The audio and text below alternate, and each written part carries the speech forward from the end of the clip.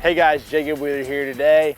I want to talk to you about one of my favorite ways to catch a bass, and that's throwing a frog. But one thing that happens a lot when you're frog fishing, bass are going to miss your bait. It's just part of it. And hookup ratio is super important. You know, over the years, I've caught a lot of bass that have missed my frog at first, and I want to show you the way that I normally try to fish my frog after a fish blows up after it. You know, as I make my initial cast, that fish blows up. You know, the worst thing you can do, if you set the hook too soon, it comes out, your frog always comes flying out. You're like, dang, you got line wrapped around your guides. You know, you think you missed that opportunity. Normally there's gonna be a big blow up hole in that area. So you sort of know where he was at. One of my favorite things to do, cast back right to where that blow up hole is, bring my frog up that area, and once I get within that probably like 2 foot of that blow up hole, I don't want to bring it back in the hole. One thing about bass, and these days there's so many bass fishermen out that you really need to be careful about showing those bass your frog, especially in a mat. You know, these fish might have got quite a bit of pressure and seen a lot of frogs. So a lot of times, believe it or not, a bass, when he blows up on a frog, he thinks it's an insect or a bluegill up on top. So I'm trying to keep disguise my frog as much as possible. Now there's sometimes, of course, you throw it in the middle of a hole, he's gonna eat it and you're good to go. But for me, it's worked better. 9 out of 10 times I can get that fish to bite again and actually catch him. So this is what I always do. I cast it out there, let it get to the hole. Now I'm gonna work it real slow. I'm just barely bobbing it. I do not wanna take that fish away from that hole. I want him to be staying around there searching for that bait.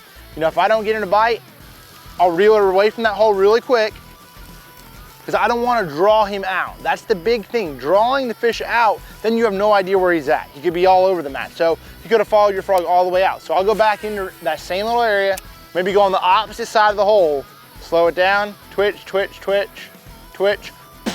Now that's normally when you're gonna get your bites. Right there around that hole, it's just teasing him. It's cat and mouse. It's a cat and mouse game, and a lot of times that frog and getting those fish to bite, it's a cat and mouse game, and throwing that frog around the hole but not in the hole is a way to get those fish out of there and get more fish in the boat. Get close to that hole and really slowing that frog down. Got him. This is a pretty decent one too.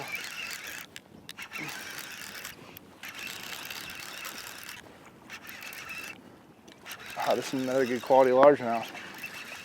We caught like 3 or 4 out of that little place. Not a great big one, but man, had multiple bites out of that one little area. And when those fish blow up and they show themselves, never giving up on them is the key. I mean, I didn't let that fish see that frog real well. Got it close to where he blew up on me the first time, and he swallowed that frog. Let's see if we can't catch another one.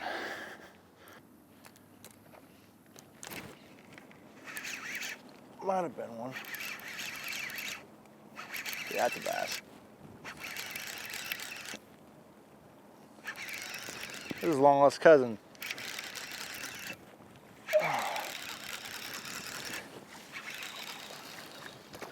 Shake your head. There you go. Still did not get it good. Barely got it. Man, that's a good chunky largemouth though. It's awesome throwing in there and catching those fish.